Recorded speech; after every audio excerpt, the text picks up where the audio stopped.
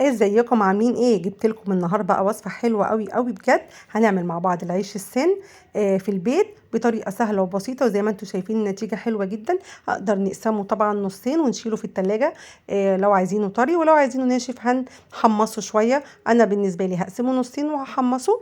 مفيش اي مشكله خالص. عملته بثلاث انواع دقيق. تعالوا بقى بينا نشوف ازاي لما اقسمه هيبقى يتفتح ساندوتش بجد. شايفين طبعا مش عارفه امسكه حلو عشان هو سخن. يلا بينا بقى ندخل ونشوف الطريقة والمقادير على طول. في الوصفة بتاعتنا النهاردة هنحتاج كوبايتين من الدقيق الأسمر، تقدري تجيبيه من أي سوبر ماركت. معانا كمان كوباية من الردة الناعمة، ومعايا كوباية من الدقيق الأبيض. تقدري تستخدمي دقيق أسمر كله، مفيش أي مشكلة. تقدري تبدلي الأسمر بكمية الدقيق الأبيض والعكس. معايا كمان مية دافية، ومعايا معلقة كبيرة من السكر، ونص معلقة من الملح، وثلاث معالق صغيرين من الخميرة. في العجان بتاعي بقى هجيب الدقيق بتاعي الأسمر والدقيق الأبيض والردة، هحطهم على بعض، وكمان هضيف الخميرة وهضيف السكر والملح، وهبدأ أشغل العجان بس يلف كده لفتين تلاتة عشان المكونات كلها تختلط مع بعض الأول.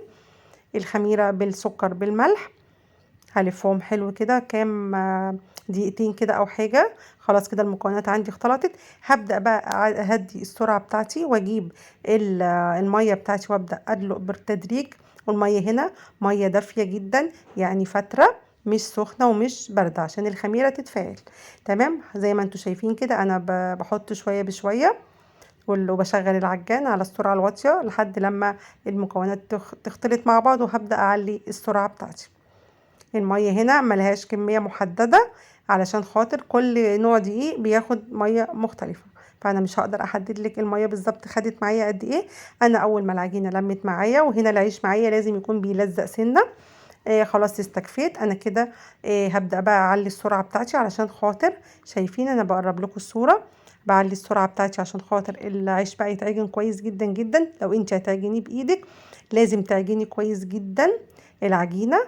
مش اقل من 10 دقايق. العيش بتاعي اتعجن اهو. هشيل بقى الخف بتاعي دوت، وهبدأ شايفين لازم يكون بيلزق زي ما بقول لكم اهو.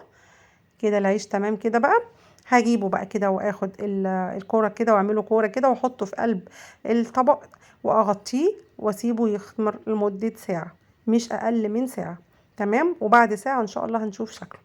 العيش بتاعي بعد ما خمر بقى بدوس كده عليه عشان الخمر بتاعه ينزل.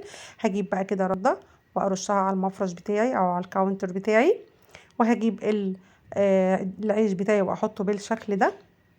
انا بالنسبه لي حبيت ان انا يبقوا العيش كله زي بعض، فبالنسبه لي القطعه وزنتها كانت 80 جرام بالظبط. عملوا لي 10 كور. المقدار ده عمل لي 10 كور. 80 جرام كل كوره، او كل رغيف وزنه 80 جرام. تمام.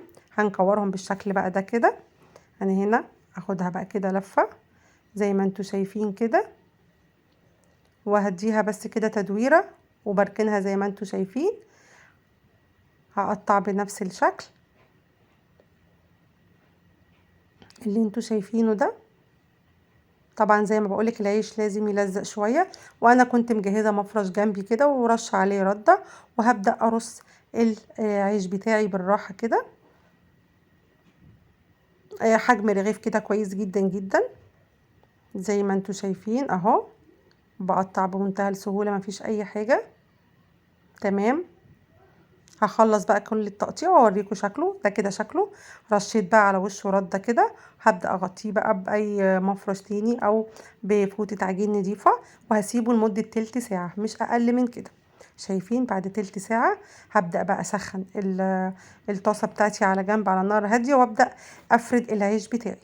انا ولعت على الطاسه عشان لازم ينزل على طاسه سخنه جدا، بس وطيت عليها لحد لما افرد الرغيف. خدت بقى كل كوره كده معايا بالشكل ده اهو. هفردها وارش رده طبعا وانا بفردها. تمام بالشكل ده. تمام كده حلوه قوي قوي. هوريكم بقى السمك بعد ما اخلص فرده. هو ده السمك المطلوب للرغيف. زي ما انتوا شايفين برش رده وانا بفرد. تمام شايفين ده السمك المطلوب للرغيف. هركنه بقى على جنب كده، واعمل معاكم واحد كمان، وارش برضو ردة بالشكل ده كده بمنتهى السهولة. تمام كده هفرده سمك مش رقيق، متوسط يعني، مش رقيق ومش تخين زي ما انا وريتكم كده. هبدأ اعمل معاكم واحدة كمان، وبعد كده هخلص بقى ان شاء الله كل الكمية واوريها لكم. مفيش اسهل من كده، سهل جدا اهو، بفرده بمنتهى السهولة. وطبق جنبي فيه ردة ومفيش اي مشكلة. الردة انا بجيبها من عند العطار، ردة ناعمة، بتقولوا له عايزة ردة ناعمة بيديكي. شايفين الرغيف ما شاء الله اهو. هسيبهم بقى كده وابدا اسخن. ده شكل العيش وانا سايباه. هبدا بقى انزل باول رغيف، والطاسه عندي قلت تكون سخنه، وهنزل كده بالعيش بتاعي على نار متوسطه. وهبدا معايا اسباتشوله كده او معلقه بلاستيك او حاجه، بالراحه خالص. هبدا اقلب يمين وشمال على الجنبين لحد لما العيش بتاعي يستوي. شايفين اهو بينفش معايا اهو.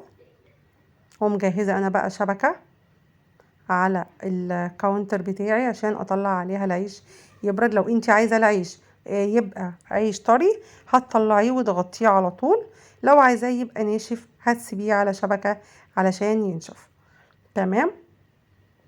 هنطلع بقى الرغيف بتاعنا لما نتاكد. حطينا كمان واحد، شايفين بيبدأ اهو. بسم الله ما شاء الله. بالراحه خالص كده. هنقلبه بقى على الناحيه التانية. بجد ريحته حلوة جدا، وعايزة اقولك طعمه حلو جدا جدا. تمام. انا كده بسوي رغيف رغيف. تقدري طبعا تستغني عن خطوة البوتاجاز وتستخدميه في الفرن، هيديكي نتيجة حلوة جدا برضو. تمام. لو عايزة تسويه في الفرن هتسويه في الفرن عادي. هتحطي على الشبكة صينية فرن عادي، بس تحطيها على وشها ويبقى القعر بتاع الصينية من فوق، وتحطي الرغيف عليها من فوق، وهيستوي برضو، هيطلع معاكي حلو جدا جدا. تمام كده. هخلص كل بقى الكمية اللي عندي واوريكم بقى شكل العيش بعد كده. شايفين الرغيف بجد شكله تحفة. شايفين تقدري تسيبيه كده وتقدري تقطعيه براحتك. انا بالنسبه لي زي ما قلت لكم انا هقطعه انصاص علشان يبقى سندوتشات كده.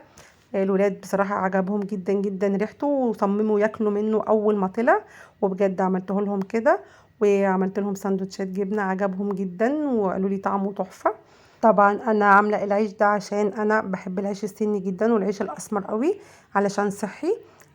وكمان علشان هو بجد طعمه حلو قوي. انا كنت بجيب العيش السن من بره، وقررت ان انا مش هشتريه من بره تاني بعد ما عملته بجد وجربته.